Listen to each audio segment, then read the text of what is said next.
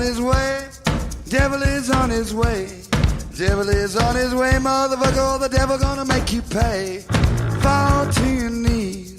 Devil is on his way. Fall to your knees. Devil gonna make you pay. Fall to your knees. Devil is on his way. Motherfucker, he's on his... Mountain Murders is an Appalachian true crime podcast.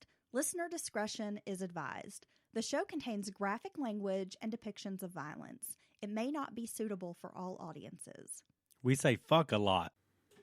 Hi, y'all. Welcome back to Mountain Murders. I'm Heather. And I'm Dylan. How's it going, Dylan? It's going really good. We've had an exciting week. Yes, we have. Okay. First news to report here. Dateline replied to one of my tweets, and I was so excited. That's pretty big time, I think. Let's talk about this. We were listening to Thursday's Dateline episode, Conduct Unbecoming, when Keith Morrison said the word big dildo. A really big dildo. Oh my gosh. Okay, I about lost my shit.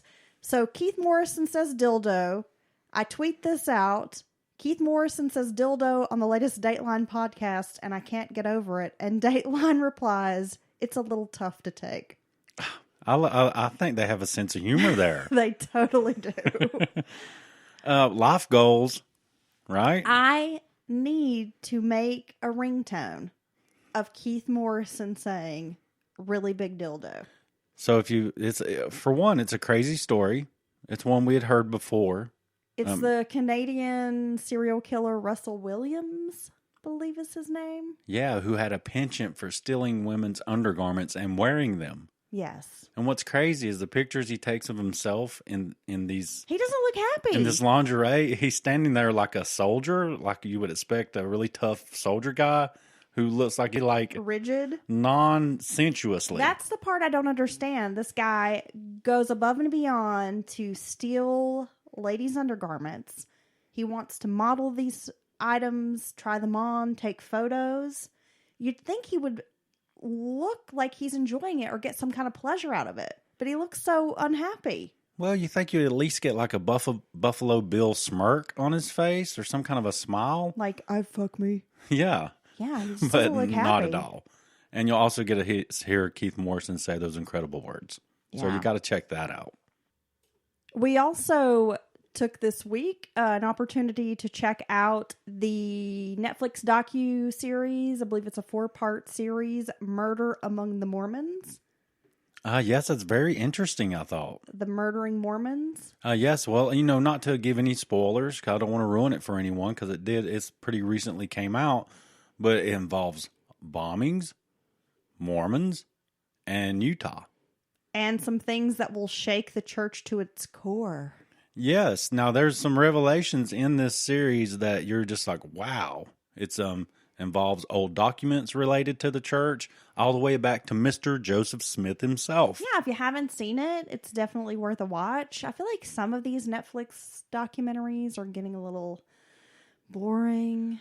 Yeah, well, I agree. Losing my interest. I agree with that one. Pretty cool. This one kind of grabbed our interest in the first episode, and fortunately, it's not 10 episodes long. It's not way too long.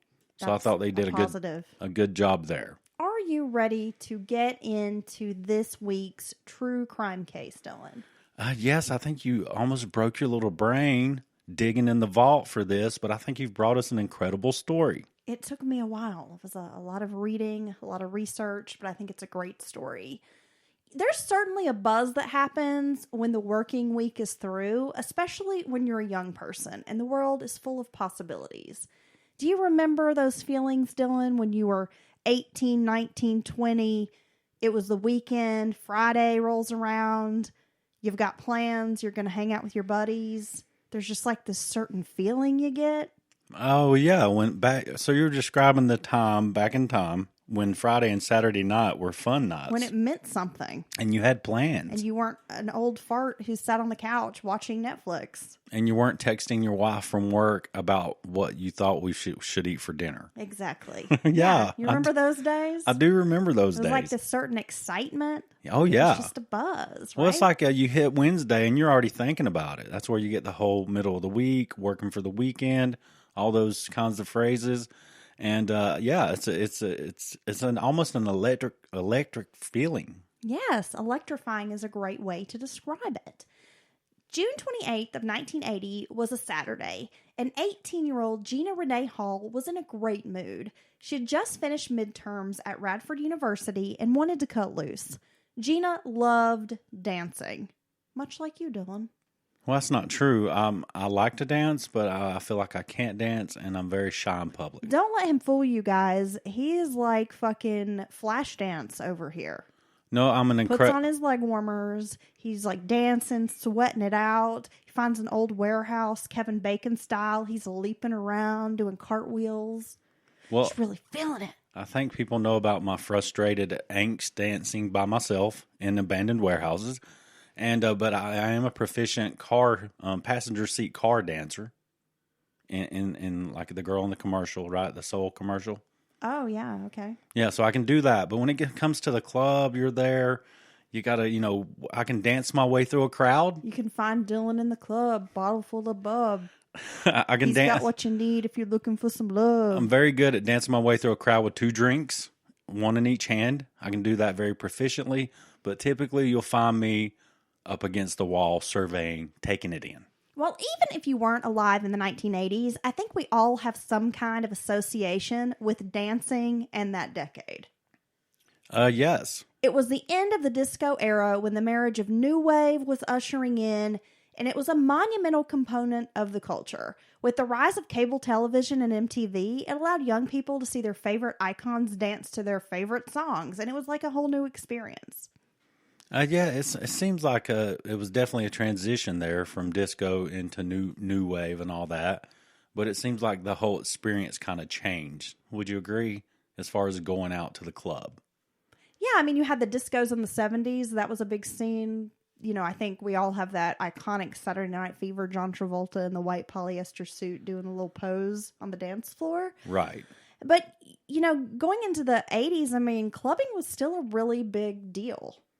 Yeah, and it changed in a lot of ways, but it gave rise to maybe a different experience. I've never been in a club where the middle of the floor clears out, and then, somebody comes out and does their thing or whatever. But it's because you haven't been to the club with me. We always talk about we want to go to the club like in the movies. Yeah. They always look like the best parties. Well, I feel like dance clubs have died out now. It's fallen by the wayside. People don't go out dancing anymore. And there's a whole generation of young people who don't know what it means to get decked out, dolled up on a Friday or Saturday night and hit the dance club.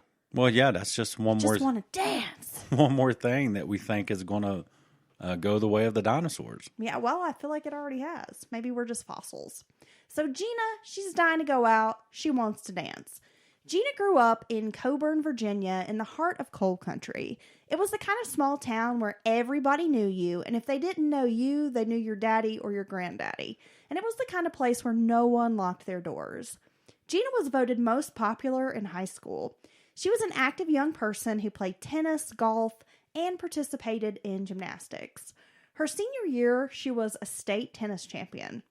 Gina taught tap dancing and gymnastics, as well as a Bible study and Sunday school at the Coburn Methodist Church. Yeah, I just asked you the other day if that was a phrase or a country state of mind where you say, I don't know them, but I know of them, right? Yeah. Yeah, it's like I don't know them personally, but you know their cousin or small town vibes. You've heard their name or you know who their dad is, stuff like that. Yep.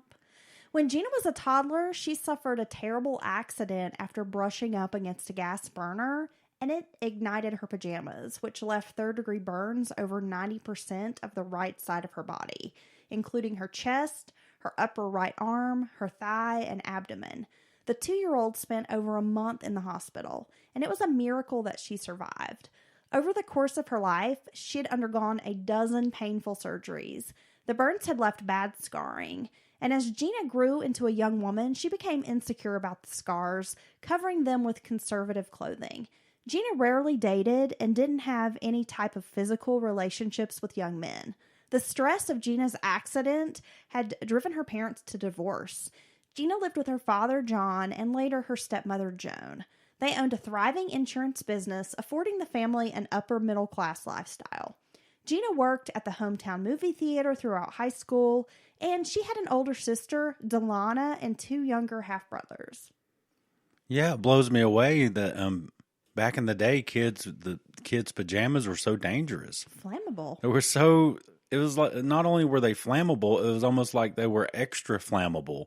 You know, they're just made out of maybe the rise of synthetic fibers and stuff like that. The cheapest polyester. Yeah. Like, especially those little footy pajamas. And that's the ones that I always... mean, they were like made out of plastic, essentially. Yeah, they had like plastic on the sole of the foot and up halfway across the top of the foot. And it's like one spark or even getting near an open flame and then it like melts to your skin and stuff.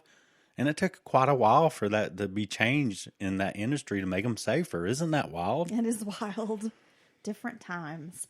Well, after graduation, Gina enrolled at the small Emory and Henry College, but transferred after the first semester to Radford University.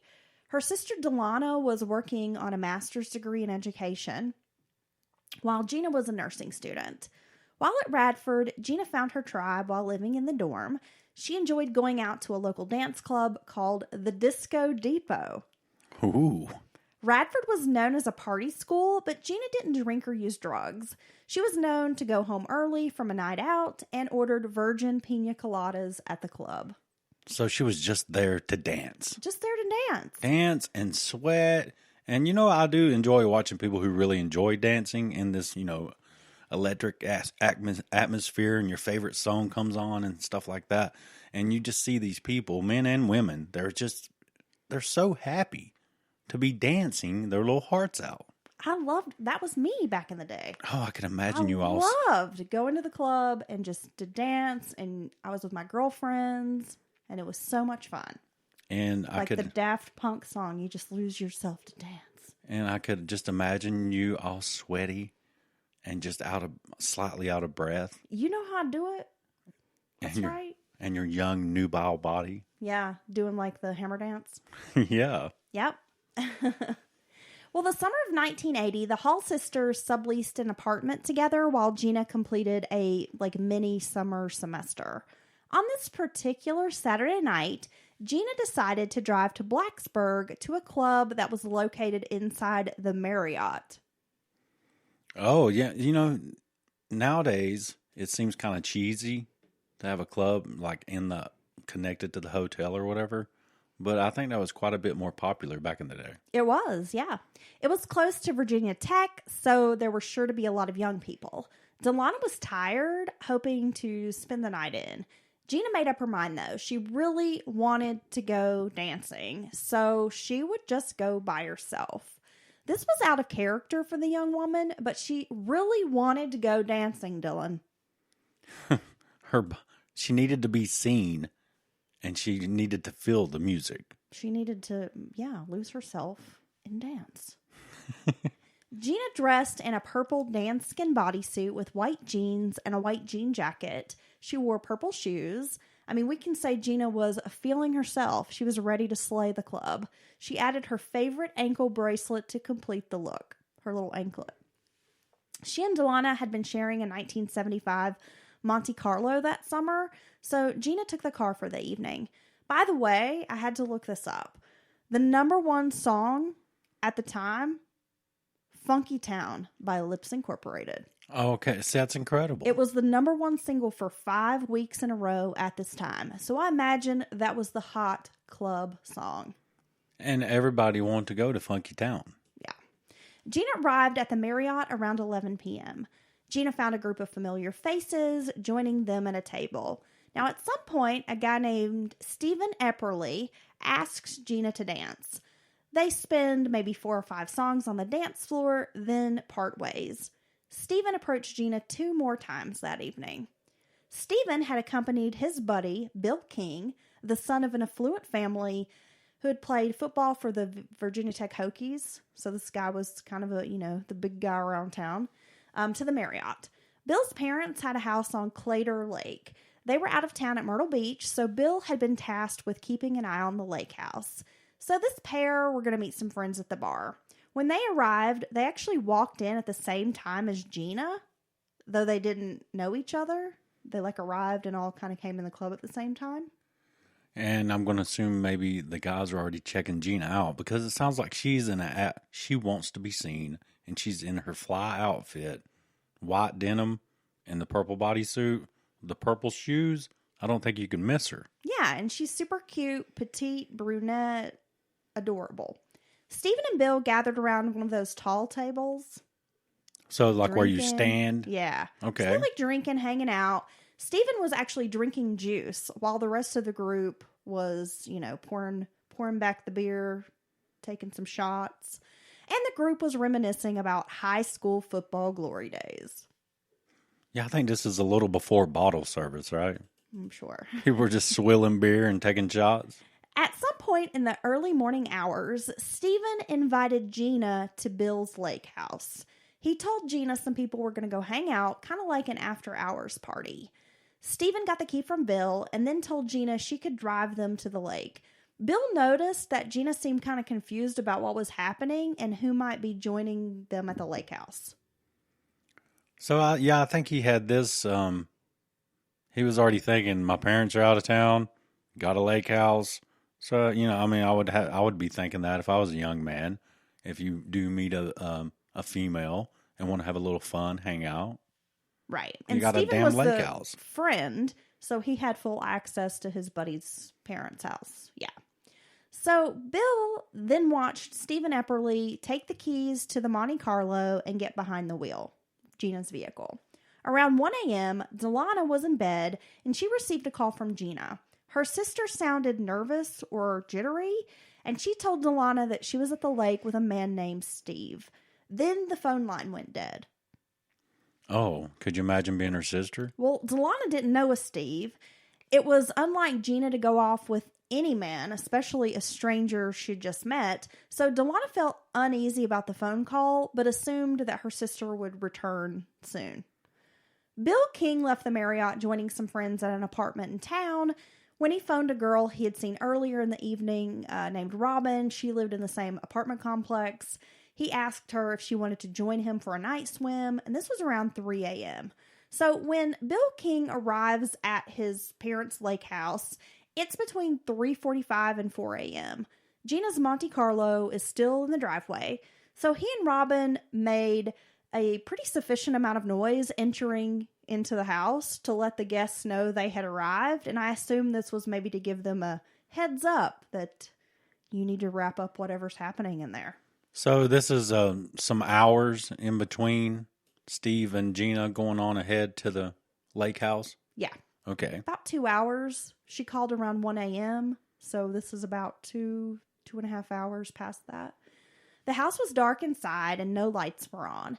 As Bill and Robin undressed to go swimming in a rec room area, Stephen stepped to the doorway and said he was heading out. During this blind conversation, Bill King invited the pair to stay, saying, "We're just going to go swimming."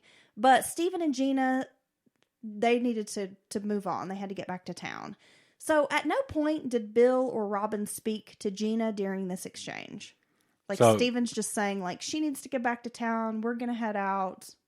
So they don't hear her. They don't see her. Yeah, and he's just out of sight, kind of hollering into them. Yeah. Okay. It was around 4:15 that Stephen called out goodbye. When Bill and Robin had entered through the sliding glass door, they noticed a wet spot on the carpet. Bill assumed it was where someone had thrown down a wet towel or maybe a swimsuit and then picked it up. It's just a wet, squishy spot. The following morning, around 7 a.m., a deputy was driving on Hazel Hollow Road, which led to Clater Lake. The patrolman drove underneath the historic train trestle when he noticed a brown Monte Carlo parked to the side of the road with the trunk open. There was a vehicle parked in front and another in the rear of the car. This was a popular fishing spot, so the deputy didn't think much of it at the time. So he just glimpsed the vehicles, but didn't really take note of anything. Yeah, but he thought it was odd that the trunk was open. But then he was thinking, maybe a fisherman walked away, is coming back to get some gear. Just chalked it up to, like, not a big deal.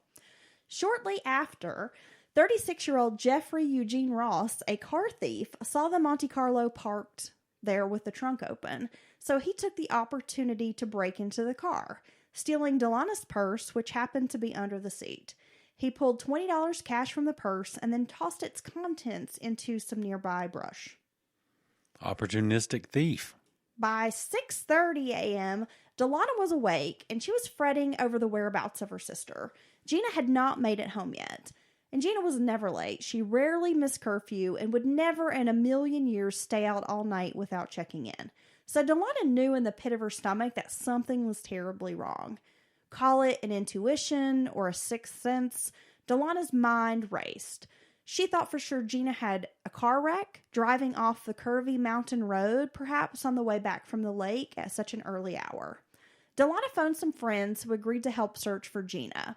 Bill King woke up around 9 a.m. on Sunday morning at the lake house. Nothing seemed out of place. Later in the afternoon, Stephen Epperly returned to the house for a cookout. Everyone was hanging outside when Epperly asked if he could go inside and grab a soda. Stephen was gone for a noticeably long time. So, well, yeah, her sister, she was maybe subconsciously even a little bit worried about her sister from the night before. Yes. She calls her very late, sounding nervous, and then the phone gets cut off. But I guess she was hoping for the best. So I would say first thing in the morning when she's not there, instantly her anxiety goes up a lot. Yes. Okay. Well, Stephen, I already don't trust this guy. Oh, yeah? Yeah, I don't. Well, he was gone for this noticeably long time when he's supposedly just going in the house to grab a drink. And when he returns, he makes up some excuse about his lengthy absence. Like, he had to go to the bathroom or something. But they still all thought it was kind of weird that he was gone for so long. So by nightfall, a frantic Delana finally phoned the Radford Police Department to make a missing persons report on her sister Gina. But they told her that Gina had to be gone for 24 hours before they could actually file a report. After exhausting all avenues, Delana made the dreaded phone call to her father in Coburn. John Hall agreed to come the next morning, which would have been the Monday morning. Just before Delana placed the call to police, a deputy was again driving on Hazel Hollow Road when he spotted the Monte Carlo.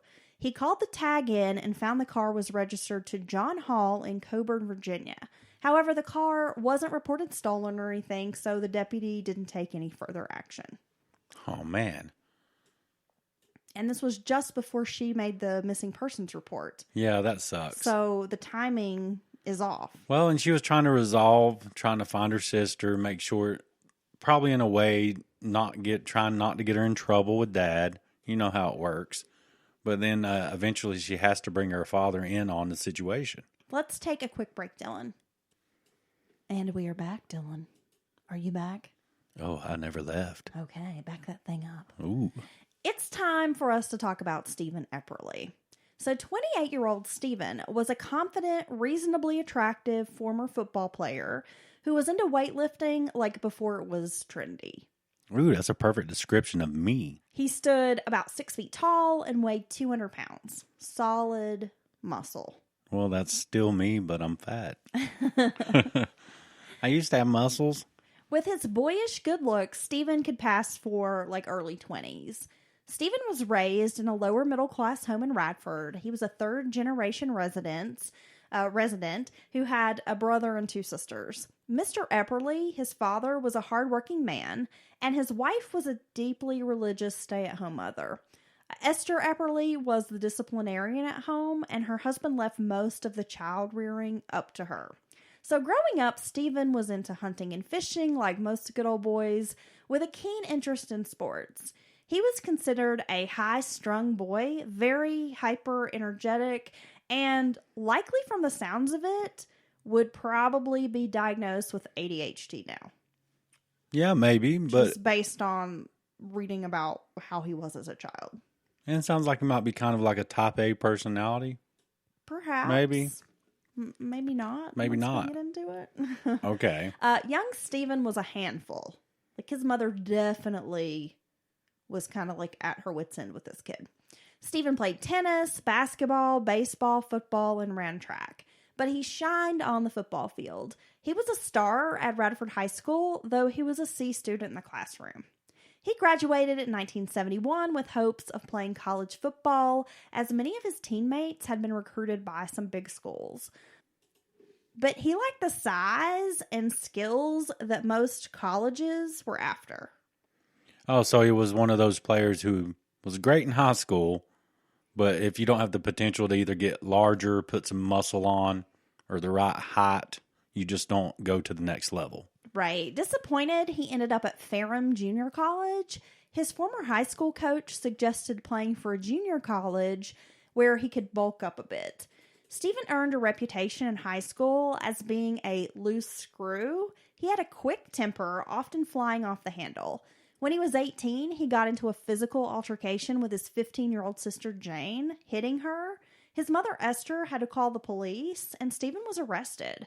Mrs. Epperly later asked that the charges be dropped as it was a family matter. Well, yeah, that's not okay, though, getting that physical with especially your sister, to the point where your mom is scared enough to call the cops, so that's not cool. If Stephen was known in high school for his violent temper, it only worsened as he approached adulthood. He was contentious, belligerent, and always looking for a fight. He also earned a reputation for being aggressive with women. He seemed to have no impulse control. Word spread that Stephen was known to force himself on women, which caused many of his friends to withdraw from him, and they stopped asking him to go on double dates. Women who were in the know avoided him like the plague. As a young man, he often wore a leather jacket, earning him the reputation, and I guess differentiating him from the other Stevens in town, as Leather Jacket Stephen. Oh, I was going to say, is he Leather Jacket Stephen? But this actually morphed into Rapist Stephen. Oh. That's what women in town started calling him. So he's Rapey Stephen in the leather jacket. Yeah, so he goes from Leather Jacket Stephen to Rapist Stephen. Well, I would say that's a definite downgrade, but can I maybe say that you could see it coming by being known as Leather Jacket Stephen previously?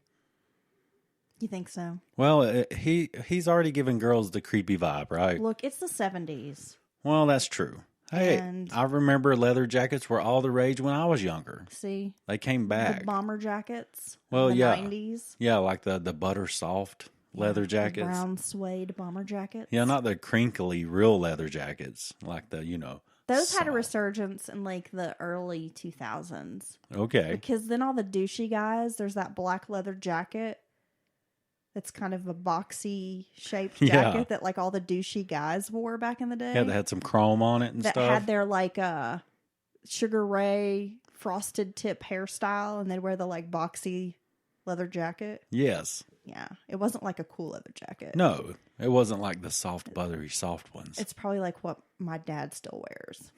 just a leather version of a members only jacket. Just super dorky. So at Ferrum, Stephen wasn't performing well on the field or in the classroom. Instead, he focused on chasing women. He was known as a kiss and tell kind of guy. Stephen always enjoyed bragging about his conquests. I'm a gentleman. I do not. Douchebag. This guy's a douche. I do not kiss and tell. But for one, I don't know what you get out of it, unless you're trying to shore up some insecurities inside of you. And so it's kind of weird because he's got that creepy vibe, right? He's a fucking rapist. He's a fucking sexual predator. Well, yeah. So he gives off this vibe, but at the same time, he's like just all about chasing the ladies, which that's not a good mixture because you weird them out. You're constantly he's probably the type that would approach a woman in some place where like just the grocery store or wherever he sees them, like they owe him something. Yeah, no, that's exactly how he was described. Yes. When I see, some guys just don't get it even nowadays. Sometimes women are they're living their day. Sometimes, how about all the time? They're just going through their day and they're not on point 24/7 and they shouldn't have to tell you anything beyond just a mild courtesy of hey, hello, or excuse me, the things you say to people in a grocery store. They shouldn't have to explain their relationship status. Here you are coming at them. How do you describe it? You're coming from the gym, sweaty in some old sweatpants or something, just want to get some milk. And all of a sudden you got this douchey guy. I'm just trying to buy some salad dressing. Yeah, so you can complete your little... Standing here, looking at the blue cheese, and some creepy dude's like, hey, what are you doing? Yeah. And all of a sudden, you got a boyfriend? I mean, you're going to this whole conversation with this guy. Back the fuck up, dude. Just, take it easy, bro. Who the fuck are you supposed to be? Exactly. Well, by his second year of college, it was clear that Stephen did not have what it takes to play next level football. The private school was incredibly expensive, and his parents could barely afford tuition. I mean, they were literally scraping it out. So in December of 1972, Stephen dropped out of school. Moving back to Radford, the harsh reality set in. Many of his high school friends and teammates were playing college football. Stephen had to accept that he was not going to be the next big thing.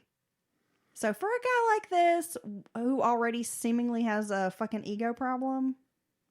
So he's one of those peaked in high school guys, and he just can't get over himself. Yeah, pretty much. He was somebody in high school. Oh, we'll see that throughout the story. Because he's on the football team, and he's good. And, there's certain popularity comes with that.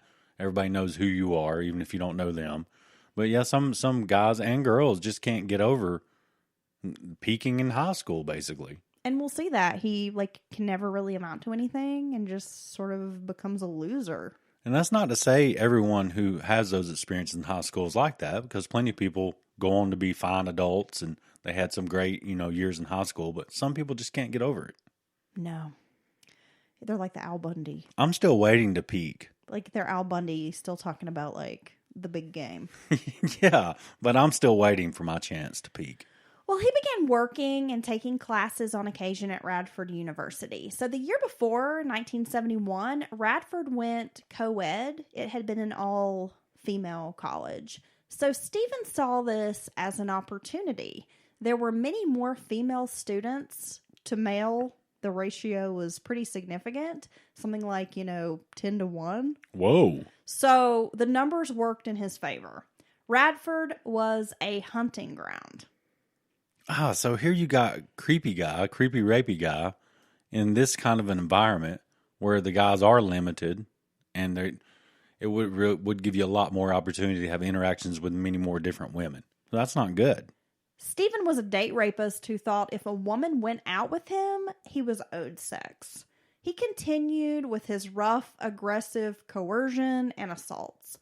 He eventually transferred to Virginia Tech in 1975, where he walked on the football team. Through spring training and summer, he was doing well. But by fall, he saw no game action. And by then, he had exhausted his eligibility to play college football according to NCAA rules. During his time at Virginia Tech, he went to school off and on while living with his parents, on and off again. So he's sometimes going to school, sometimes not. Sometimes living with his parents, sometimes has his own place. So he's already done the high school, graduated, junior college, then a private school, and now at Virginia Tech. Yeah, so first he went to the junior college, which was the private school. Okay, I'm sorry. Then he went to Radford, and then he went to Virginia Tech. So we've had 3 schools here.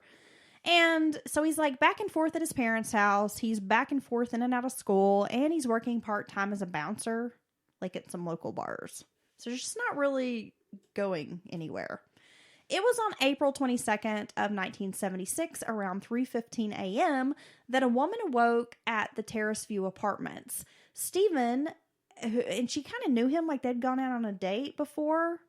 So she had a relationship with him, but it wasn't like she knew him that well. Stephen was at her window, and he whispered, "Let me in, I'm in trouble." Hey, what the fuck? Are you a vampire? Showing up at my damn window in the middle of the night? So the woman opened her door to him, and Stephen viciously attacked her, raping her. He told her, "Don't you scream, I'll kill you." Yeah, I think date rape and all that's horrible too. Just rape in general is it should be almost on par with murder, honestly. rape, molesting children, and murder. I mean, I guess that's the big three kind of anyway.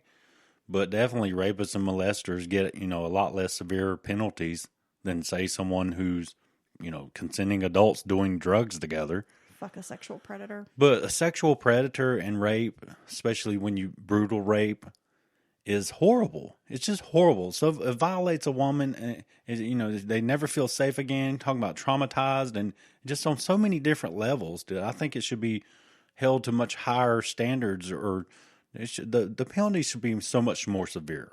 Well, eventually she was able to escape, taking her infant son along with her as she fled the apartment. Stephen Epperly was charged with rape. Though his parents couldn't afford the expense, they found him a lawyer. Stephen insisted the sex was consensual. A judge dismissed the charges, saying there was a lack of evidence, and that it boiled down to a he said, she said case. Well, I mean, we all know how rape victims to this day, they're treated a certain way, as enlightened as everyone likes to act, but especially back then. She was already in a losing battle when you're a rape victim. 4 months after the charges were dropped, it was August 15th of 1976, Stephen was briefly living at the Draper Meadow apartment building. He met a 19-year-old woman while he was hanging out at the apartment's pool and invited her to his apartment. And I believe this was under the guise that he was having a party with his roommates. So once inside the apartment, he attacked the woman and sexually assaulted her. She reported the rape to police, and once again, Stephen was arrested. His parents hired another criminal defense attorney, and his snake lawyer instead puts the victim on trial. Well, that's standard practice. So Epperly managed to evade justice a second time. See, he's being reinforced in this. I can do whatever I want and get away with it. And at what point as parents, I can understand the notion to support your child or give them the benefit of a doubt in a lot of situations. But at what point do you see a pattern? I mean, people aren't charged with rape all the time, right? They're enabling him. Well, there's one time it could have been this girl just got mad, or, something's wrong with her and she's lying on you. But over and over, yeah, you're just enabling this behavior. Well, as a parent, as a mother, and especially the mother of a son, I would have a really hard time supporting my son through a sexual assault trial and believing that he was innocent. I mean, I'm not saying that my son's a rapist, but I'm just saying as a mother, even though I love my son, I would have a really hard time saying, oh, well, he didn't do it. He's a good boy. Right. I mean, because I just don't believe victims lie, and especially in this situation. And where he's broken your fucking house. Well, that's the thing. You broke into that one woman's house, and now you've lured this other woman into, out of the public into an apartment and attacked her again. And I mean, so I guess I'd say in the one instance, then you can be like, maybe some people could be like, oh, well, maybe, he's telling the truth. But after a time or two, even one more time, at what point as a parent are you like, what the fuck is wrong with my kid? Yeah, what is wrong with you? I'm not paying for an attorney. I'm not going to keep breaking myself, and it was money I don't even have to spend Exactly. on multiple rape attorneys for you, dude. Because you're a fuck up. Exactly. You can't control yourself. Well, in spring of 1978, after 7 years, Stephen finally finished his bachelor's degree in business administration. He was the first member of his family to earn a college degree. With big hopes, Stephen moved to Richmond, but that didn't work out. He returned to Radford, once again moving in with his parents. And by this time, most of his former friends were married with families or settling into careers. They had no desire to hang out with Stephen, who was still trying to find a bar fight every night. Yeah, and there's also, I'm sure they know of the trouble he's gotten into and stuff.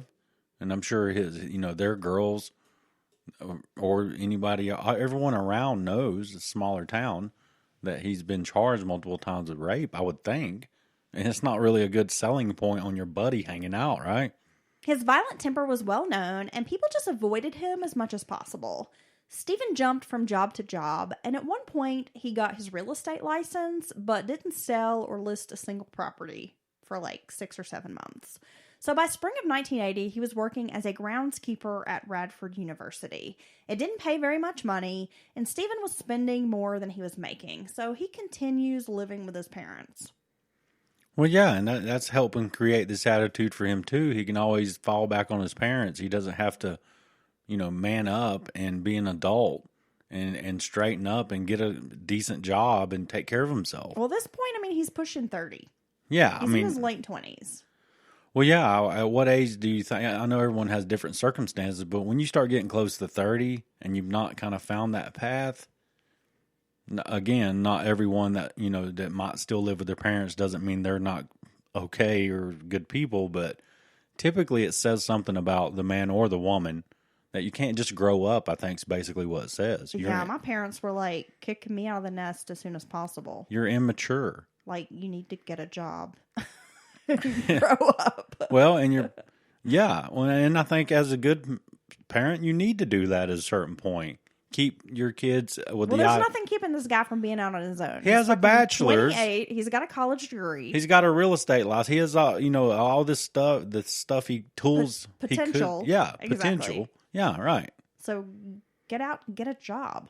Anyway, it was June 28th of 1980 that Stephen happened to bump into his friend Bill King and ask, "What's happening tonight?" Bill told him, "Hey, I'm going to meet up with some friends at the Marriott in Blacksburg, Virginia." So Stephen invited himself to tag along. Again, these were people who didn't necessarily want to hang out with him. Oh, so this is how he ends up in the bar at the Marriott. He kind of just clings on to, that's not his good buddy he hangs out with all the time. Right. I mean, they were friends. They played football together. Virginia Tech. They had known each other for some time. Right. Worked out together. But again, this was a group of guys who, they didn't really want to hang out with Stephen, but you kind of also couldn't tell Stephen no. Oh, well, that's interesting to see him come through all this and then to this night. That's very interesting how you laid that out. So Stephen invites himself to tag along. It was at the bar that the cute petite brunette named Gina caught his eye. So Monday morning, John Hall makes the trip to Radford, where he stopped at the police station. He filed a missing persons report on his daughter, Gina.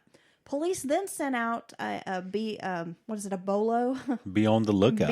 A BOLO. Be on the lookout for the brown Monte Carlo that was registered to John. Unfortunately, the deputy who'd seen the car twice on Sunday was now off shift. Yeah, so they rotate in and out and have days off and stuff. So just missed that guy being on shift. Delana went to the local radio station, K92. She had first phoned, and the station had blown her off, saying, "Oh, well, if we reported every, missing person, that's all we'd get done all day," kind of thing. But she knew if she went in person, it would be harder to refuse her request. So she demands to speak to the station's manager and wears this guy down. He finally agrees he will put a PSA on the air in regards to Gina Hall being missing.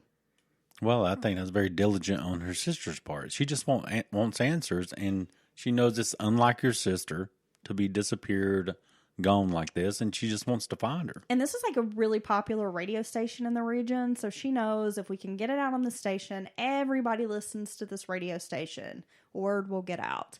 So by now, Delana has organized a search party of friends.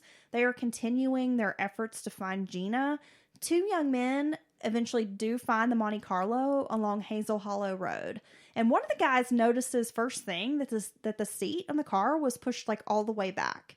And Gina was only 5 feet tall, so he knew that someone else had to drive the car to this location. I'm telling you, man, that is one of the keys to moving someone's car and someone not knowing it. Is you always got to, if it's a small woman, small person, and you're big and tall, you got to push the seat back up when you get out. I know every time you get in my car, you go, "Oh, look at its little legs," and then you push the seat back. Well, no, that I have to hit the button on the side, and then I'm literally standing there for seconds and seconds because it's because it's crunk all the way up to the front. I'm short. Oh, it's so cute. I have little legs. So once they discover the car, I mean, this was pre-cell phone, so they have to go find a payphone, call in. We found the car. So when law enforcement arrives, they found freshly dried blood and hair in the open trunk. Because remember, the trunk's been open this whole time. Yeah, that's pretty wild. It's for days, right? About 2 days. Yeah. Yeah. So one of the first on the scene was a state trooper named Austin Hall, and he's going to be the primary investigator throughout the story. A Marlboro butt was in the ashtray. There were some plastic cups and other trash in the floorboard. Forensics collected blood, hair, what they believed was pubic hair, and fingerprints from inside the vehicle and the trunk. Pretty soon upon arriving at the scene, law enforcement determined it was likely a homicide that they were dealing with. Well, I think that's good from the evidence they're seeing there, blood, hair in the trunk, and the state of the car, kind of abandoned. So I think that's a good assessment on their part. Investigators speculated that the body had been lifted from the trunk of the car and carried possibly up to the railroad trestle above and dropped into the New River. A search began of the river. They brought in scuba divers to comb the water, and it was not a deep section of the river, but the current was really swift, so it proved to be a difficult search. Well, yeah, it doesn't take water moving very fast to be like it would move a body a great distance. A purple shoe belonging to Gina was found near the river. A guy named Greg Bass, who was in the Air Force, had been in town that weekend, and Delana had asked him to help with the search. Since he and Gina had been casually dating, law enforcement wanted to speak with him. He was cleared as a suspect fairly quickly, though. Well, it sounds like he just happens to be in town and is not normally in town. Right. Okay. Tuesday morning, Bill King is on his way to class around 9:15 a.m. when he hears a PSA on the radio about a missing girl, Gina Hall. King pieces together that Gina was the girl who'd been with Steven on Saturday night at the club. Oh, so all her effort to get her sister's story on this popular radio station just may pay off, right? Yep. He drove to the Barbell Club, which was a tucked away gym of sorts, where his friends worked out regularly. Some of the guys who'd been at the bar on Saturday night were there, but not Steven. Bill informed the guys about the missing girl, and they all speculated about what might have happened to her. So after leaving the Barbell Club, Bill tracks down Steven, and he's at work on Radford's campus because he's a groundskeeper. Bill told his friend, "You really need to clear your name. You need to go to police and tell them whatever you know." Well, yeah, because that was a pretty specific outfit she had on. It wasn't just some very generic, clothing. That if they had the full description, which I'm sure they did, and that would stand out in your head. The description of her, hair color, this white outfit with purple, shirt or whatever. And there was a person named Jan Fisher that was part of the Stephen Bill King group of friends that was an acquaintance of Gina's and knew Gina. And oh, knew really? Steven. Okay. So, he's piecing together, wait a minute, I think this is the girl. So Stephen Epperly asks him, "Who all knows I was with her?" And Bill King says, "Well, just about everybody at the gym knew about it." Well, that's a strange answer. That's a strange question in that situation. Stephen then asks Bill if he can do some damage control. He's like, "I don't want too many people to know about it. So can you just ask everybody to keep quiet?" Again, that I was with her. That's not the response I would expect. I would expect outrage or an immediate explanation. Well, no, when last I saw her, I dropped her off, or we left your house and everything was fine. And why I can't believe this. No questions like that. He's just instantly into damage control. Yeah, that's not cool. Well, a normal person, right? Around 3 p.m., Stephen Epperly contacts Radford police, and they set up a meeting. When he meets investigators at the station, they note how calm and confident he seems.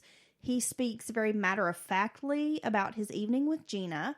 He tells them that they hung out at Bill King's lake house until about 3:30 or 4 a.m., at which time they, meaning he and Gina, spoke to King and his date, the girl Robin, who had gone back to the house to go swimming, and that they said goodbye. He then drove to his parents' house and gave Gina directions on how to get back to her apartment. He said he went inside, went to bed, and that was it. He even consented to a polygraph exam. So when Radford police ran his record, aside from a few minor traffic tickets, nothing popped up, including those 2 rape charges. How is that? Because he wasn't convicted, so it didn't show up. Well, that's not how it works nowadays. It's like charges follow you around nowadays. Well, it's not how it worked then, I guess. That's some bull. Well, I have to remember, it was before the internet and everything connected to computers and such. And this is in Radford, and those 2 rape charges were in Blacksburg, Virginia. Okay. So they just, I guess, didn't connect up. Well, that makes sense. He wasn't sense. convicted. They didn't show up on his report, on his record. Well, after the meeting with investigators, Stephen and his friend, a guy named Tom Hardy, not to be confused with the gorgeous actor, British actor. I want to lick cake icing off his naked body. I'm sorry, I'm having a moment. I always got to bring up, he's got a weird looking dick, right? Tom Hardy. Okay, so this Tom Hardy had a reputation as a drug dealer and an all-around scumbag. So Stephen and Tom Hardy pay a visit to a prominent businessman in town named Bill Cranwell. Cranwell's brother, Richard Cranwell, is a very popular Roanoke attorney. Stephen had no money for a lawyer, so he thought Bill might get his brother, Richard, to help him out. Stephen always gets the breaks. There's always someone willing to run to his defense. Bill hears the story, listens to what he has to say, and is like, there is no way in hell my brother is going to touch this case. Like, my brother has some political aspirations. No, he's not going to do this. Which means he's probably heavily involved in the community there and, kind of a known figure of the community. Yeah, he's not going to touch this with a 10-foot pole. Right. Well, before leaving, Stephen asked Cranwell, when you talk to your brother, ask him if there's anything they can do to me if they don't find the body. Great question, Stephen. Bill Cranwell was shocked at this question. Just blown away. Once again, Stephen asks about the body before they wrap up and he leaves. No body, no crime is what Stephen's shooting for. He asks about this.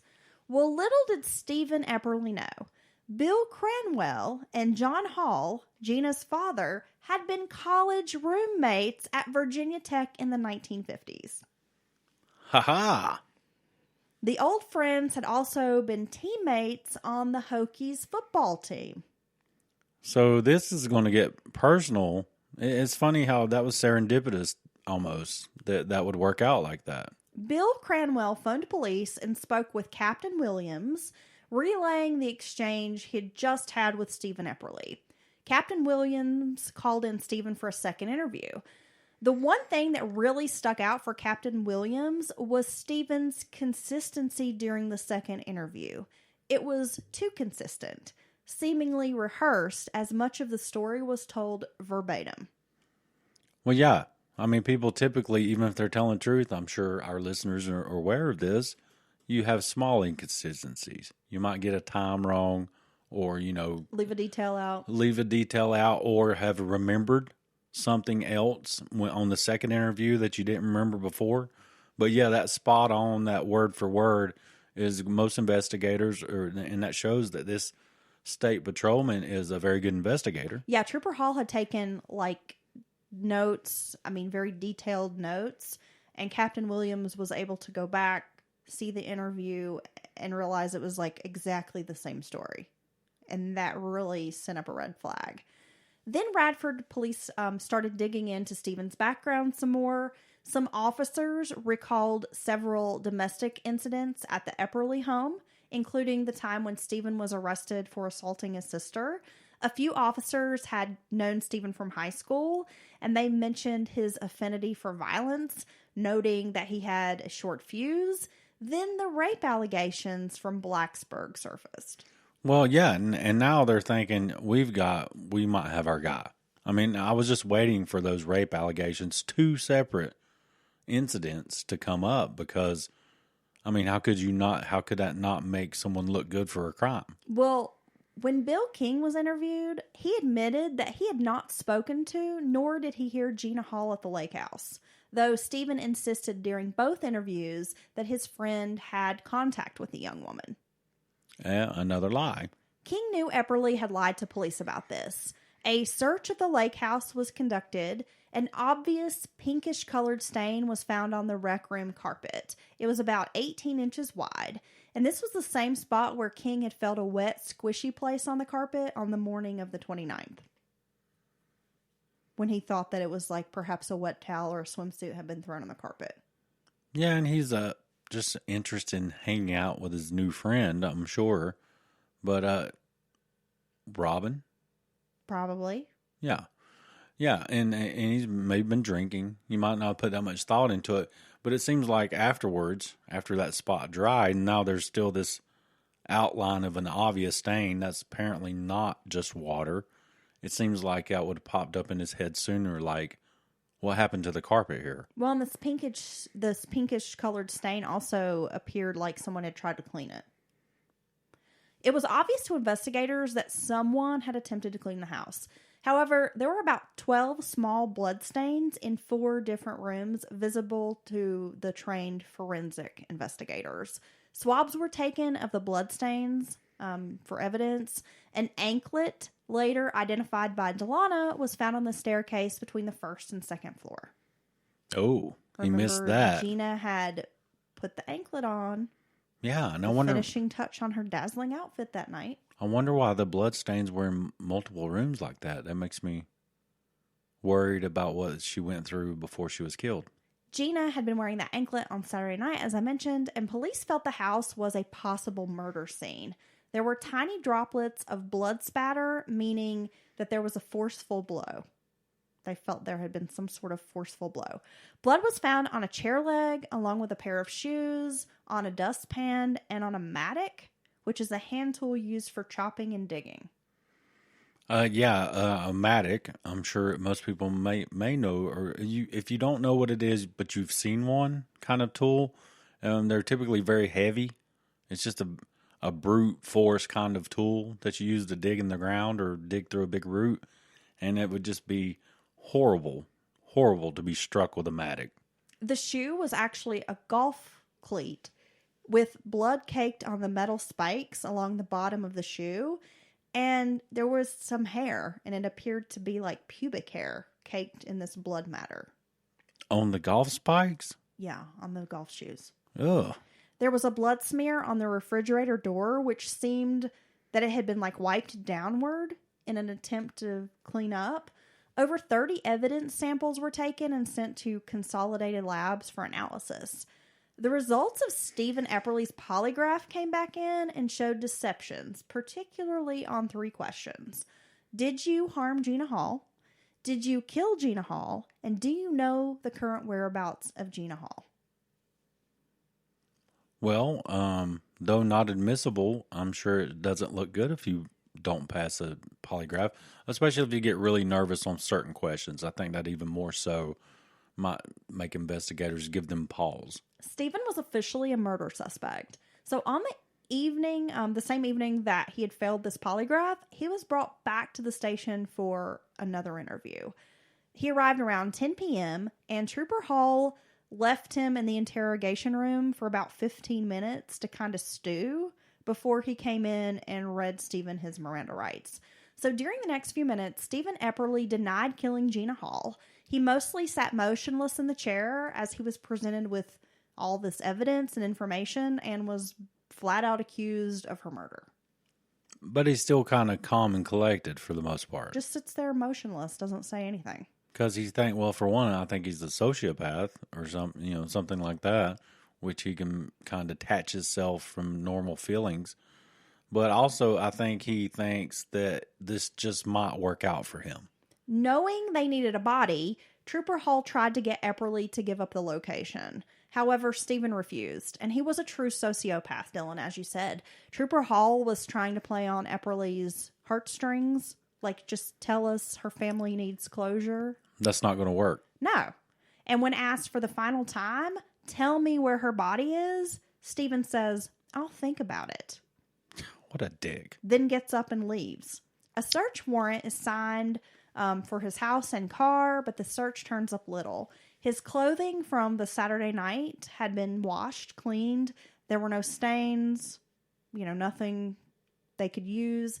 Investigators did find a letter during the search that was written by a woman who claimed Stephen had raped her. The letter described the aftermath and trauma she experienced from what he had done to her. Oh, my God. So this just further sends investigators into this, like, we have to find something on this guy. Well, He's a fucking creep. He's a creep, and here we have this. We think he's good for this crime, and they're probably thinking in the back of their mind, he's probably done other crimes. And if we don't get him, stop him, he'll hurt someone again. I'm sure. On July 3rd, Epperly was ordered to have blood drawn at the hospital. He was also ordered to give up samples of hair and pubic hair. Searchers who were still trying to locate Gina Hall's body, because this search has continued for days and days. People are out in the woods, in the river, trying to find this girl. Some searchers happened to stumble upon a blue and white towel which had blood stains, and it was near some undergrowth by this railroad trestle. The towel matched a missing one, confirmed by Bill King's mother, Mrs. Davis, who was the homeowner. Yeah, that is a towel from my home, and yes, it's missing. Yeah, so she knew. She's not like us. We have 10 different kinds of towels. She had an actual set of towels. Well, we have sets. I have my set of gray towels. I have my set of red towels. I'm just kidding. What are you talking about? Yeah, but so... Our towels match, Dylan. So they're diligently trying to find, well, for one, to recover Gina and her remains, I'm sure, is part of it. But it seems that the biggest part of it is no body, no crime. That mantra going off in everyone's head. And later, some fibers on this towel would be matched to carpet in the lake house. So that towel came from the lake house. It came from the lake house. Mrs. Davis had also noted missing paper towels, a missing bottle of Dow bath cleaner from the bathroom, and a large handmade quilt which had been on one of the beds in the house. Oh. Was gone. A group of high school students who were helping with the search found a bundle of clothing near the new River Valley Shopping Center. The clothing was blood-stained and would be identified as belonging to Gina Hall. My God, he left stuff everywhere. Hairs on the clothing were consistent with Stephen Epperly's hair, and the blood type was O, which matched Gina's blood type on the clothing. Now, we have to remember this was like before DNA. No, but they've been able to type blood for quite a while. Right. Well, the biggest problem was Gina Hall's body, as you mentioned. They had no body. And we hear that saying, no body, no crime. Yes, but when you first discussed this with me, I was like, so, is it a purely circumstantial case against him? But no, you went into it, and no, there's quite a bit of forensic evidence at multiple scenes, tying Stephen at least to Gina, maybe not to her death. Well, in a murder case, the body is the most important piece of evidence. A corpse can reveal the manner of death, the time of death, and a lot of other details. Yeah, and where the location where it's found, if you connect people to being in the area, it's very important. Stephen Epperly had not been on the police's radar for 72 hours after Gina had gone missing. So this was a huge window that he could have used to move the body multiple times. Police began wondering if Epperly could have had an accomplice. His friend Tom Hardy, who had driven him to Bill Cranwell's office, was rumored to have been involved in 3 other murders around Radford, mostly relating to drugs.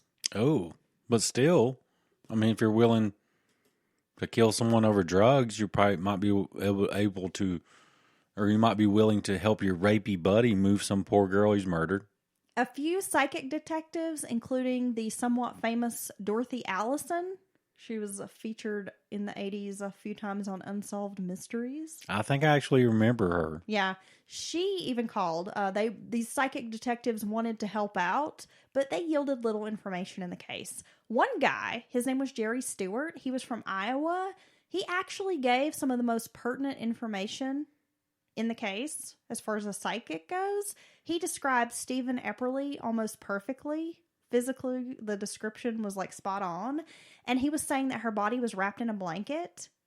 Ooh, the missing quilt. Well, the thing is, this is crazy. The colors of the blanket that the psychic described were an exact match to Mrs. Davis's missing quilt. Well, that's kind of interesting. A lot of times, and I think that, what was her name? Dorothy what? Dorothy Allison. Yeah, I think she was kind of known for reaching out in high-profile cases and Yeah. offering information. And a lot of times, I mean, not saying no one's psychic, but it seems like a lot of times these people can, even when you have investigators who are frustrated with a case that's went cold, who are like, well, fuck it, I'll try it, and kind of lead them on a wild goose chase. And I think the worst thing that happens in these cases is a sense of false hope to the families. Well, one of the things that the Hall family, especially Delana, noted about Jerry Stewart was he didn't ask for money. Well, and there's also that. I believe he just wanted some travel expenses, and he came to Virginia. He gave police this information describing Stephen Epperly. He described this quilt, and he said that her body was wrapped in this blanket, and then he was describing water. Oh.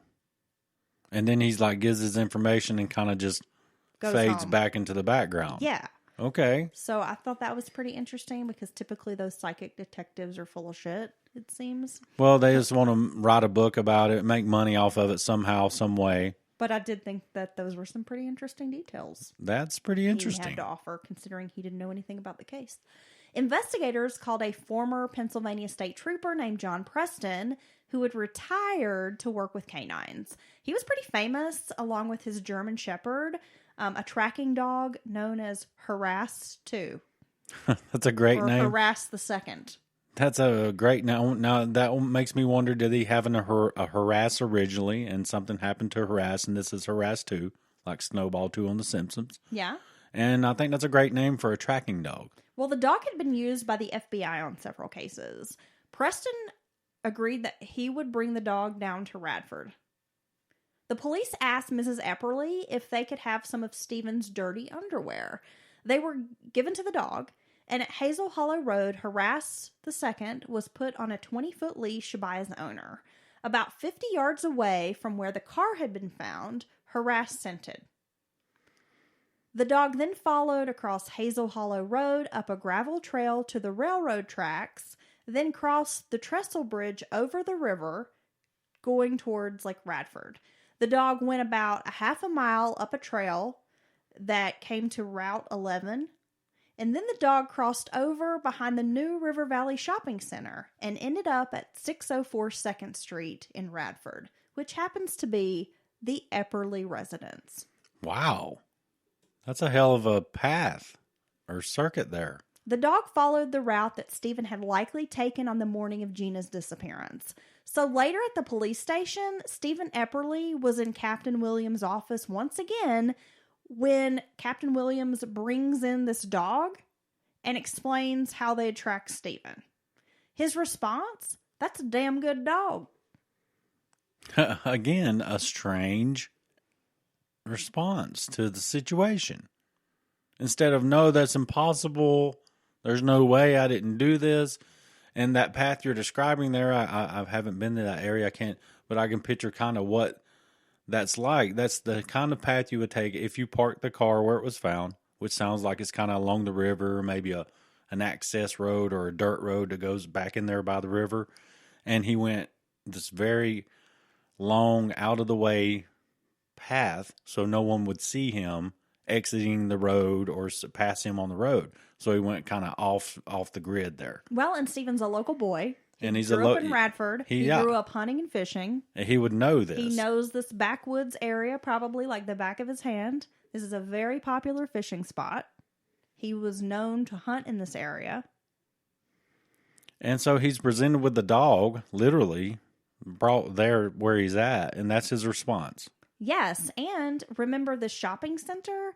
Behind the shopping center area is where the high school students found Gina's bundle of blood-stained clothing. Oh, shit. Like he had probably tossed those out on his way home that morning. I got one more question from all this. How long do you have dirty underwear around? Because it's been like days and days and days, and she still got some of her son's dirty underwear available. Interesting. Well, maybe they were from earlier that morning, Dylan. Oh. Okay. Maybe she hadn't done laundry that day. Maybe it wasn't laundry day. I felt like he'd been in custody already for a minute, but maybe this is all condensed. Well, he hasn't been in custody yet. Oh, he's still free. He's a suspect. He's not been arrested. Oh, okay. Have I said he's been arrested? No, I thought they took him after they Mirandized him. no, they just read him his rights and try to get him to tell him where the body was. They were bluffing him. Yeah. Oh my God. So it was this morning. It was fresh, dirty underwear. Yeah. That changes everything. God, you and your thoughts. Word spread pretty fast through Radford that Stephen Epperly was the prime suspect in Gina Hall's disappearance. Death threats began rolling in. A gang of good old boys from Grundy, Virginia were talking openly about they were going to hunt Epperly down and extract information about Hall's body. Grundy. By whatever means were necessary, they were going to get the information from him. They're not playing around. These guys are drinking copious amounts of alcohol discussing this We're going to fuck this guy up. vigilante justice. He'll tell me what he knows, by God. I'm going to plug his balls up to some jumper cables. And at least one of these guys' name is Big Jim. You think so? And he's a big man. Yeah, one of them's got to have a nickname like Cooter. Cooter and Big Jim? Yeah. Okay. On July 10th, Stephen moved to Roanoke, Virginia, about 45 minutes away. By August, people in the community were growing angry. But without a body, that meant it would be difficult to bring charges. There was a mountain of circumstantial evidence against Stephen Epperly, but not a whole lot of exculpatory evidence. Some warned the district attorney not to bring charges yet, but the DA, a man named Shockley, knew a body wasn't needed for conviction. He moved forward with the indictment of Stephen Epperly on first-degree murder charges. He pursued a grand jury indictment, and it was unanimous. The grand jury moved to indict Stephen on the murder charge. Yeah, if I'm to understand the grand jury, you can bring charges without the grand jury indictment, but it makes it much more severe. Is that right? Yeah, but like you bring the evidence that you have. Right. And they decide whether or not it would be good enough to move forward. Okay. So based on that, it can kind of give you a good idea of how your case might hold up in court. Okay. It's my understanding. I'm no lawyer. Yeah, and there's always the worry of what charges you're going to bring. If you're going to go all the way for, first degree, premeditated, you need a solid case. Because if he beats it in court, or you can't charge him again, with those same charges. Double jeopardy. So it's a big deal. Stephen had no money for an attorney. He consulted Richard Lawrence, who'd helped him on one of the previous rape charges. But Lawrence needed a $50,000 retainer, which Epperly didn't have. Lawrence assured Stephen that no one in Virginia would convict him of murder without a body. Yeah, if you just get me $50,000, I love lawyers and their prices, man. They'll just be like, if you $1 billion down will get you started. Damn, it's like a lot of money. I think 50 is about average for a murder charge. Well, I would say, I was just kidding, carrying on, case. But that's a big deal. And they are going to be putting a lot of energy and basically just be working primarily on your case, I would think, for X amount of time. Well, and this is like a big time, right, fancy Roanoke criminal defense attorney. So he's like one of the best of the best. Well, August 5th, Stephen moved to Columbus, Ohio to live with a relative. Gina Hall's disappearance had become a high-profile regional case.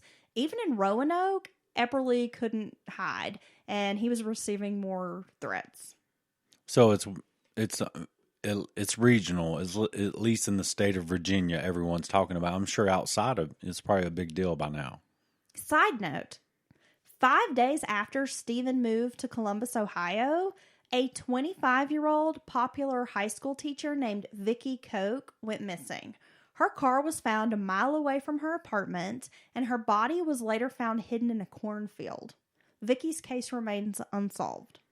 Oh, so did that catch your attention, or had that caught other people's attention? Well, that also caught some other folks' attention, and the similarities, the cars, then the body, found. It was just very strange.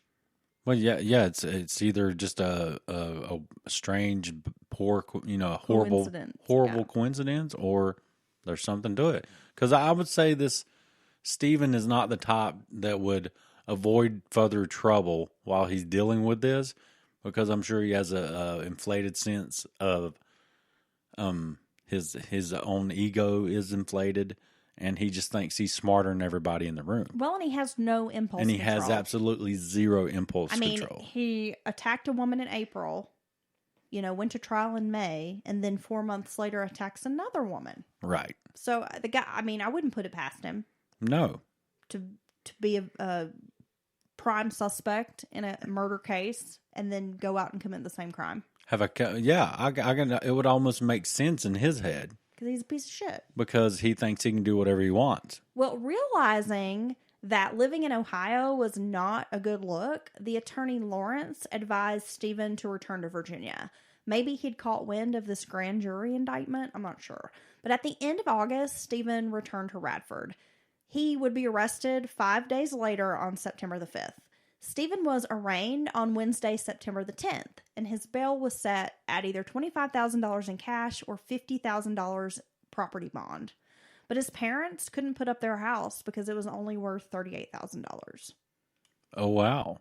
So he couldn't afford $50,000 retainer for the attorney Lawrence, so he had to take a court-appointed attorney. Ooh.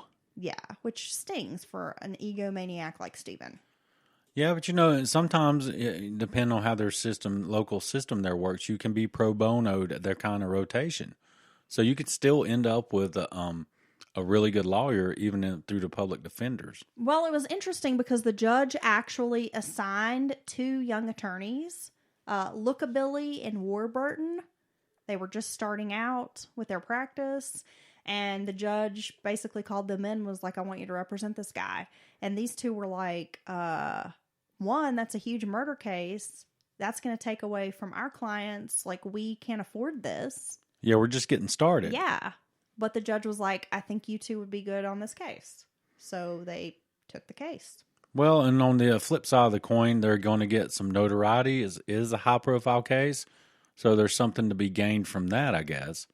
And at the same time, maybe they thought the guy was like a freaking guilty creep. Well, the DA tried to negotiate a deal with these attorneys, a second-degree murder charge in exchange for Gina Hall's body. However, Stephen wouldn't agree to this deal. He was confident that he would be acquitted. With the deal, second-degree murder would have a max of 20 years. Well, yeah, they've already brought these first-degree murder charges from a unanimous grand jury, and they're already willing to deal.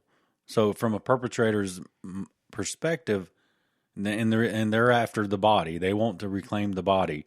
So that kind of, in your mind, would say, hey, that they're already willing to come all the way, down to second degree. That's a big deal, big difference. And they, so they're worried because they don't have the body. So that's just reinforcing in his mind the no body, no crime theory. Well, the state had spent about $500,000 investigating Gina's disappearance and gathering evidence. The trial began on Monday, December 8th, 1980 at 9 a.m. Epperly was assigned those 2 young attorneys, and he showed up for court looking all crisp in a new suit. One reporter stating that it would be difficult for a casual observer to determine which was the attorney.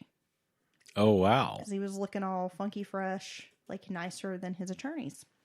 The small courtroom would hold about 100 spectators, and there were nearly 150 people gathered outside hoping to witness the trial. People waited in line, and if a coveted seat was given up, like if someone left to go to the bathroom, the next person would be escorted in by the sheriff to take a seat. Oh, wow. So people were like waiting in line to be part of this. The evening of the first day, news reports rolled in that John Lennon of the Beatles had been killed. Oh, wow. So that was kind of a big deal. Kind of pull like a cloud over this already sad event, this trial. Epperly's attorneys tried painting the investigation as very sloppy. They claimed it was bungled every step of the way. Stephen Epperly had no idea what had happened to Gina Hall once he'd been dropped off at his home. The DA introduced 31 witnesses. The trial lasted for 7 days, and on the 6th day, some gunmen attempted to kill Epperly's attorneys during a recess. Oh my God, it's Big Jim and them. We won't get into all of that, but it's a crazy story. No shit. But I knew this case was going to be pretty lengthy, so I didn't want to get into all of that. But you can imagine how that was received. I mean, his attorneys were quite shaken. It's a big scandal. So it was Big Jim and Cooter, right? Well, it wasn't, but it was actually 2 like African-American gentlemen who rolled into town with guns and tried to knock off the attorneys. Well, now, is that just right quick, is that in retribution for some other case? No. Or is this in like defense of Gina Hall, Gina. as far as I know. Wow. Yeah. Wow. Like I said, I'm not going to get into all of it because it's big. It's another whole thing. That's wild. Yeah, kind of crazy. Well, on the final day, Patricia Hemby from the State Crime Lab was brought in to explain the forensic testing. And she was a very impressive witness who had undergone training at the FBI Academy in Quantico. So she was a leading expert in blood spatter, blood stain analysis, and hair and fiber identification. Now, see here, this is all those years ago, long before all the true crime was quite as famous as it is now. There's always been that interest in society for a very long time.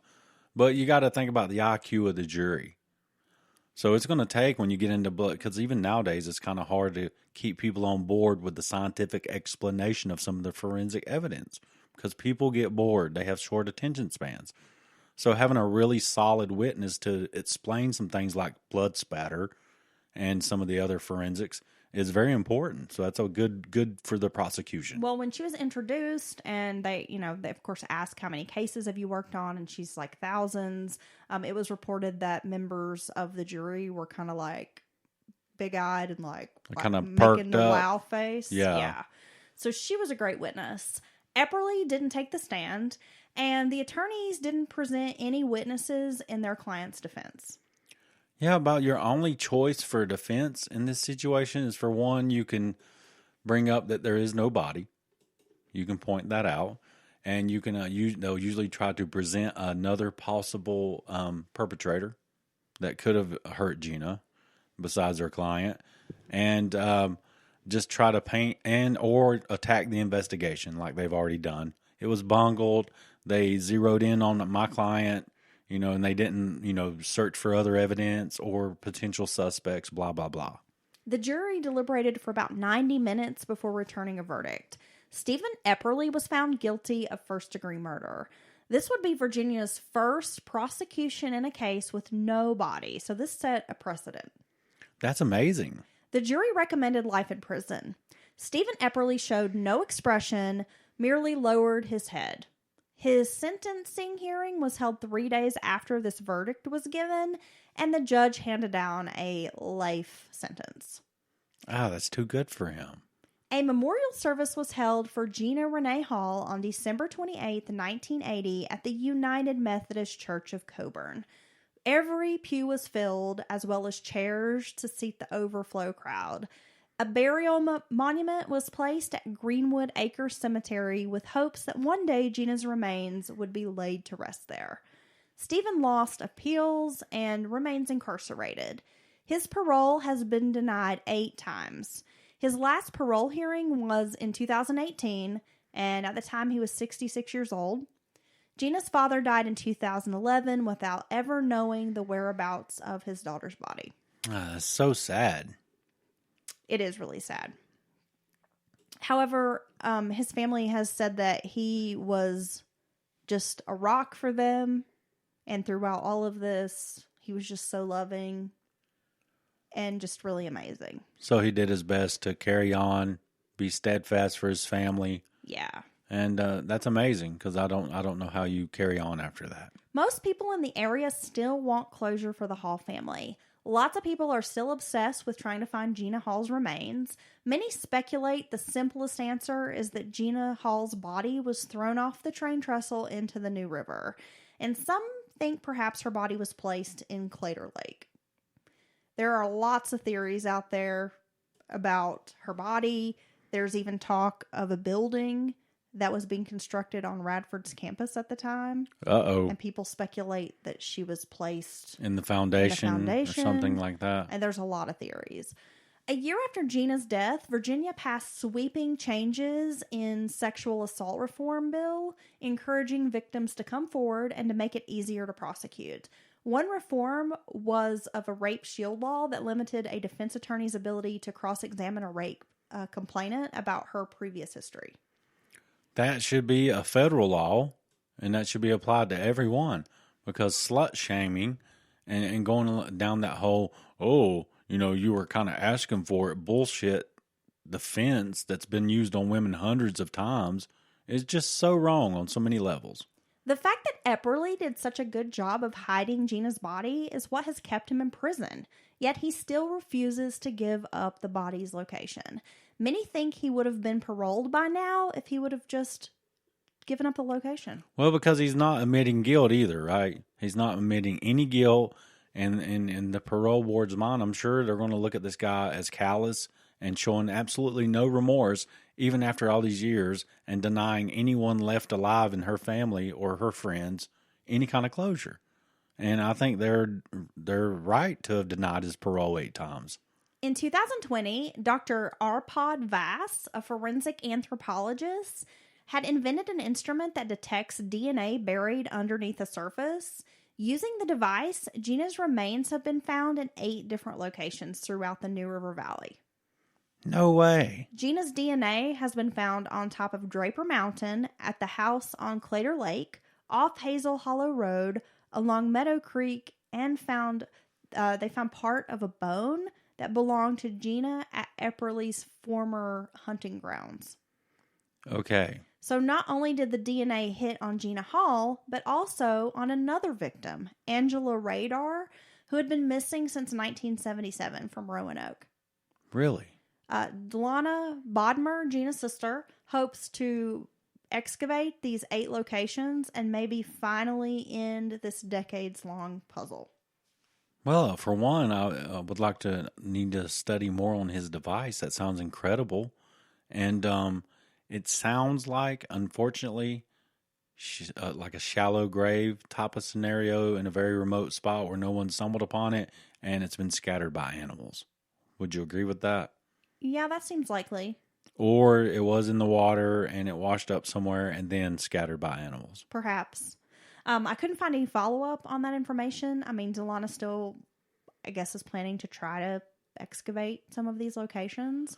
But hopefully, I mean, that was last year. Maybe this new year will bring some closure to this case. Hopefully so, but I think in a way, just even some kind of evidence that she was there or that she's somewhere around is maybe a type of closure for her friends and family left. Wow, that's so sad. Today's resource was Under the Trestle, the 1980 disappearance of Gina Renee Hall and Virginia's first no-body murder trial. It was written by Ron Peterson, along with newspaper articles from that time. So that was a really big deal to set that precedent, huh? Definitely. No body, no crime, my ass. They took a predator, a monster, off of the street. Yeah, there's no doubt in my mind that if Epperly was found not guilty, that he would have went on to be a serial killer. Yes. I mean, he was obviously a serial rapist. Obviously. And it escalated. And I think even one of those 8 times he'd been released from jail, he would have struck again. Even if he was an older gentleman, 50 plus, 55 or whatever, 60 years old, I think he would strike again. I think he's a monster. Well, people theorize, and the DA theorized that what likely happened was they'd gone to the lake house. Epperly expected sex. Well, yeah. She refused him. That's his MO. And then he gets pissed. And then he got pissed off and attacked her. And she's small. She sounds like a rather small, petite girl. And he has no problems with violence against women. Yeah. And then he's killed her. And he had to get her out, bundle her up, and get her out of there because of his friend coming in. It's not his house. And then I think once he parked her body, or parked her car down there along the river, that's when he disposed of her body. Definitely. And he may or may not have had help. I don't think he had help. You don't think so? No. I think he could have moved her body easily enough by himself. He was kind of athletic, 200 pounds, 6 foot. That's not a small guy. And she was a small woman. So, no, I don't think he had. But that other person who'd been connected to other murders, being an acquaintance of his, who knows? Well, and one of the reasons why I wonder if perhaps he had help was that at the time, Tom Hardy had been offering Stephen rides around town because Stephen was having some car problems. And they didn't find any, when they did a search of Stephen's vehicle, they didn't find anything in the trunk, in the car, in the house. But they never searched Tom Hardy's car. Right, and he could have done that, met somewhere right there. It'd be a good spot to meet a car, especially in the middle of the morning before anyone's out and about, and kind of swap her from one vehicle to another. I didn't think of that. Yeah. But then you also have the trail that the dog tracked all the way in that big looping circle out and through the fields and woods and by the shopping center. So that's interesting as well. Yeah, who knows? Oh my God, Steven's a dick. Epperly's a dick. Man, fuck that guy. Fuck that guy. We haven't cussed the perpetrator properly lately. Yeah, if I seen him right now, I hit his old ass right in the face. We should write him a letter and just be like, you fucking suck. No, you start out like it's a fangirl letter. You should write it from a woman's perspective. And just like, as soon as you got Hey, stud, I saw some of your old football pictures. Yeah, started out like that. So just to blow that ego up just a hair, and like the next sentence is just like, you're a piece of shit. While he's sitting in his cell, probably singing, glory days, they'll pass you by. Yeah. Still wishing it was like 1971 and he was out on the football field. What an asshole. Yeah. I would fight him right now. Like, I don't give a damn. And I'm not for hitting elderly people. I don't get it, but I'm just like, what's his fucking problem? Just like, get a He job. just is a shitbird. Yeah. It's like He used people, including his own parents. Couldn't get his shit together. No. Can't hack it on the football field. No, can't get over his peaking in high school. No. Yeah. Just a fucking bomb. And then he's a rapist on top of it. He is a and rapist. A murderer. And probably countless other women that he intimidated, scared, tried to force into sex by being way overbearing. So yeah, fuck this guy. Fuck this guy. Oh God. Well, that's been another. It's gonna be your echo chamber. Really? Are you gonna be my hop man? Yeah, everything you say, I'm just gonna repeat it. Or my hop person, should I say? Yeah. Yeah. I need one of those. Fuck this guy. Yeah. You tell him, Dylan. You know what else I need? Him. I need you to be my hop person. Well, it's late and I'm tired. And I also need. I apologize if I was dragging a bit on this episode. I'm exhausted. No, you've worked really hard lately. I think our listeners understand. And I also need theme music. You need some theme music? Yeah, full orchestra though, like Family Guy style. Okay. Yeah, just for various moments in my life, like I need it. You want like a 30-piece band? Yes. Like you want the Grateful Dead behind you? No. Just like jamming for 45 minutes? No? Well, I could. You want like a big band? Yeah, I want an orchestra, ma'am. Okay. Or it may be the big swing band. Okay. I could do it. All right, so if you can't get enough of Heather's incredible research and stories and my quirky commentary, oh Lord, you can join us. Let me see if I can get this right. I never can. You can join us at Patriot. At Patriot? At patreon.com/Mountain Murders Podcast and join one of our tiers for just a couple of bucks or more and get all kinds of incredible extra content. What Dylan's trying to say is if you're not a patriot, then you're not going to sign up, you son of a bitch. America. If you love America, you're going to sign up at patriot.com Mountain Murders Podcast. I should start that. Patriot.com. Yeah. That's patreon.com. Thank you. You support our show or fuck you. Is that what your attitude's going to be? That's true. Okay. Also, Heather is loving the listener stories coming in. Keep sending us those because she's putting a couple of episodes together as we speak. You can contact us at mountainmurderspodcast@gmail.com. Yeah, we're going to have a great listener's story episode coming up on Offbeat, and then we'll continue our Asylum series next week. But this coming Offbeat is going to be a listener story. And of course, don't forget our brand new podcast, Batshit Crazy.